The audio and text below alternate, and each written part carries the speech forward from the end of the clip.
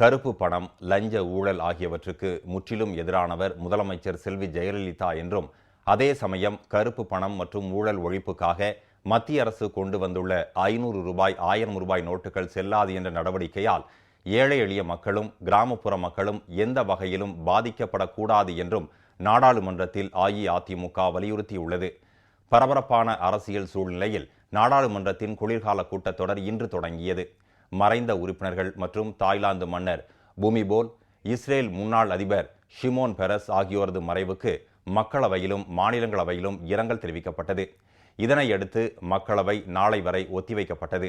500 ரூபாய் மற்றும் 1000 ரூபாய் நோட்டுகள் செல்லாது என அறிவிக்கப்பட்ட விவகாரம் தொடர்பாக மாநிலங்களவையில் காரசார விவாதம் நடைபெற்றது.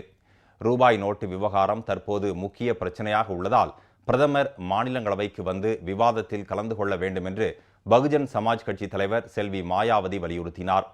ரூபாய் நோட்டு விவகாரம் தொடர்பான விவாதத்தில் பேசிய அஇஅதிமுக உறுப்பினர் திரு நவநீத கிருஷ்ணன், கருப்பு பணம் மற்றும் லஞ்ச ஊழலுக்கு முற்றிலும் எதிரானவர் முதலமைச்சர் செல்வி ஜெயலலிதா என குறிப்பிட்டார்.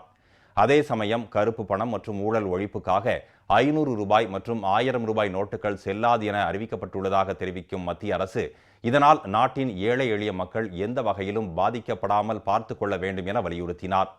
இந்த பிரச்சனையில் ஏழை மக்களும் கிராமப்புற மக்களும் மிகுந்த அவதிக்கு ஆளாகி இருப்பதாகவும், அவர்களின் இன்னலை போக்க மத்திய அரசு உடனடி நடவடிக்கை எடுக்க வேண்டும் என்றும் அவர் கேட்டுக்கொண்டார். In case of emergencies like medical emergency, delivery, death, marriages, the rural people are not having sufficient funds in their hands. Our Honorable Chief Minister Amma is totally against block money, against corruption. She has made it very clear in all the election manifestos.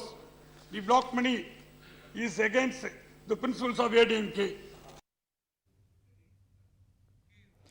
இதனிடையே 500 ரூபாய் மற்றும் 1000 ரூபாய் நோட்டுகள் செல்லாது என்ற மத்திய அரசின் அறிவிப்பை திரும்ப பெற கோரி நாடாளுமன்ற வளாகத்தில் உள்ள காந்தி சிலை முன்பு திரிணாமுல் காங்கிரஸ் கட்சி உறுப்பினர்கள் கண்டன வாசகங்கள் அடங்கிய பதாகைகளை கைகளில் ஏந்தியபடி ஆர்ப்பாட்டம் நடத்தினர்.